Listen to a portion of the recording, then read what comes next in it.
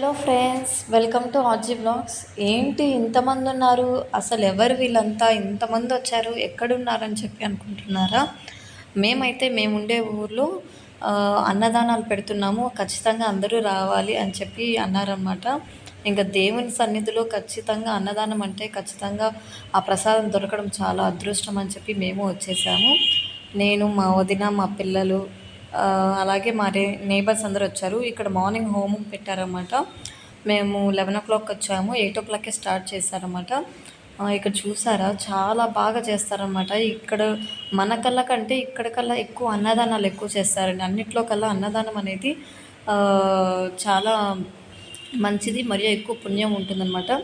ఇంకా మేమైతే ఇక్కడ చాలామంది జనాలు వచ్చారు. నేనైతే ఎప్పుడు చూడలేదన్నమాట ఇంతమంది దేవుని సన్నిధిలో అన్నదానంకి వచ్చి విరాళాలు కూడా చదివిస్తారనమాట. బియ్యం కావచ్చు, బ్యాలు కావచ్చు, ఏదో ఒకటి అమౌంట్. కానీ నేను అలాగే మా ఆయన పేరు మీద అమౌంట్ అనేది చదివించాను అమ్మవారికి. పేరెంటాలమ్మ అనే అమ్మవారు చాలా ఫేమస్ అండి మేముండే కోడూరులో. ఇంకా అన్నదానం పెడుతున్నారు కదా, ఇంకా ఆమె ప్రసాదం తినడం అనేది చాలా అదృష్టం ఉంటేనే దొరుకుతుందని చెప్పి మేము ఇలాగా పెట్టినది తీసుకొని తిన్నాము. ఇంకా మా అబ్బాయి అయితే పక్కింటి వాళ్ళతో ఆడుకుంటున్నాడు అన్నమాట.